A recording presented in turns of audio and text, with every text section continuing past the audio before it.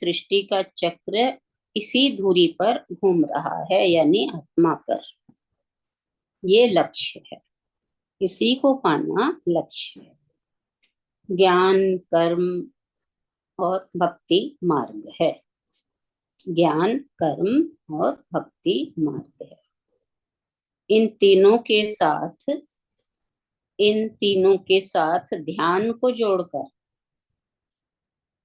मतलब तीनों भी रहें, ज्ञान, भक्ति और कर्म भी हो, साथ में ध्यान भी इस पर रहे हमेशा, तो हम लक्ष्य को प्राप्त कर सकेंगे। यानी भीतर में हमारे कर्म, ज्ञान, भक्ति रहे, भरपूर रहे अंदर, तो ध्यान ऑटोमेटिकली हमारा इस सेंटर पॉइंट पर, आत्मा पर रहेगा। अष्टावक्र जी का मार्ग अनूठा है। वे कोई मार्ग, कोई विधि नहीं देते, न कर्म, न ज्ञान, न भक्ति। वे सीधे साक्षी की बात कहते हैं।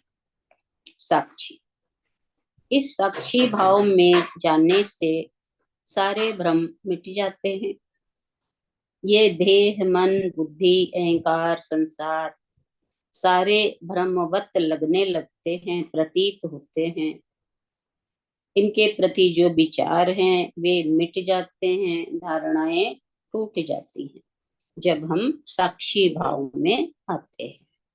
साक्षी भाव में यानी जो कुछ हो रहा है, जैसे पिक्चर देख रहे हो, उसमें हमारा कुछ भी रोल नहीं, खाली देखकर आनंद लेकर आ जाते हैं। कोई मरे कोई लड़े, हमारा क्या कुछ नहीं, वैसे ही हो जाता है वे ऐसा प्राणी जो अष्टावक्र जी बतला रहे हैं। अहंकार को मिटाने के लिए भिक्षा से ग्रहण अन्न खाना,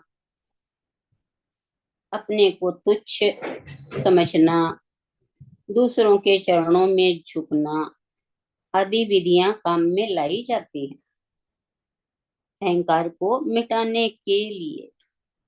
लेकिन हमारे तो गुरुदेव जो बता रहे हैं, उनके तो एक एक शब्दों से मन स्वतः ही नतमस्तक हो जाता है।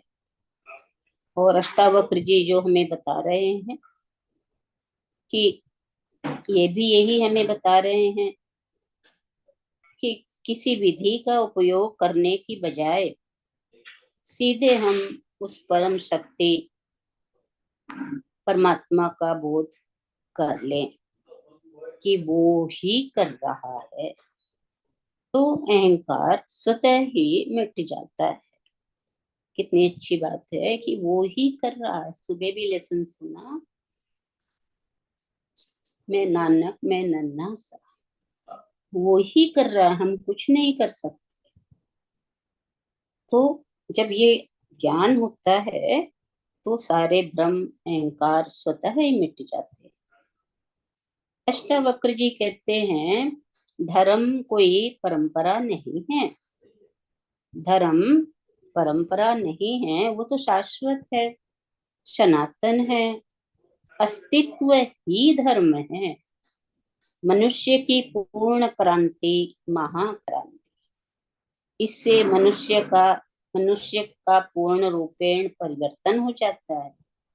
वो सत्य को उपलब्ध नहीं होता, बल्कि सत्य ही, फिर से पढ़ती हूँ, वह सत्य को उपलब्ध नहीं होता बल्कि स्वयं ही सत्य हो जाता है, ज्ञान हो जाता है। फिर पुरानी परंपराओं का अनुसरण करने के बजाय नई परंपराएं बनाता है, पर परंपरा वाले जगत में उसे पसंद नहीं किया जाता।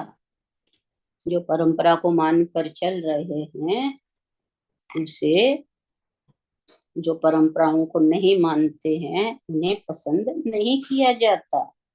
इसमें अष्टावक्र जी ने आत्मा को स्थिर और स्थिर या अचल कहा है कि आत्मा केंद्र है, तुम्हारी धुरी है, वे चलती नहीं है, संसार परिधि है, परिधि ही चलती है। धुरी के स्थिर रहने से संसार को गति मिलती है। अष्टावक्र जी कहते हैं कि जितने भी हमारे अंदर राग द्वेष होंगे, अहंकार अधिक होगा, अज्ञानी की गति उतनी ही तीव्र हो जाती है। पर ज्ञान की ओर यात्रा करने वालों की गति कम हो जाती है, क्योंकि वह सबको छोड़ता जाता है। जैसे बच्चा पढ़ाई ऊंची क्लास में जाता है तो स्वतः ही उसकी खेलने की खिलौने जो छूट जाते हैं, और बड़ी क्लास में जाता है तो खाली एक किताब लेकर जाता है, बस्ता छूट जाता है। वैसे ही कि अज्ञानी की गति तीव्र हो जाती है। अज्ञानी में अहंकार है, राग द्वेष बढ़ते चले जाएंगे, और जिस ज्ञान होने पर ये गति कम हो जाती है, क्योंकि ज्ञान होने पर ज्ञानी सब कुछ छोड़ता चला जाता है। भौतिक विकास का सूत्र है गति, आध्यात्मिक विकास का सूत्र है विश्राम, शांति। कितनी सुंदर बात है। भौतिक में तो कहते हैं कि गति चाहिए, चलो करो, तेजी से पढ़ो, और अध्यात्म कहता है कि शांत रहो, विश्राम में रहो। इस जड़ शरीर में जो गति है वो चेतन की है। यह केंद्र शक्ति ही नहीं, ज्ञान भी है। ज्ञान विहीन शक्ति राक्षसी वृत्ति है, और ज्ञान युक्त देवी शक्ति ज्ञान युक्त देवी। ज्ञान विहीन शक्ति जो होती है, अगर ज्ञान नहीं है तो हमारे अंदर राक्षसी शक्ति कार्य करती है, और ज्ञान होने पर देवी शक्ति। शक्ति दोनों के ही पास है, किंतु भेद ज्ञान के कारण है। और अष्टावक्र जी इतना ही इसमें समझाना चाह रहे हैं कि सारी सृष्टि जिसकी शक्ति से चल रही है वो है आत्मा।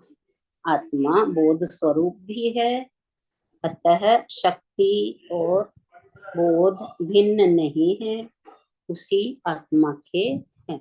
शक्ति और बोध अलग नहीं है, उसी आत्मा से है। पूरा लेसन हो गया आज का ये।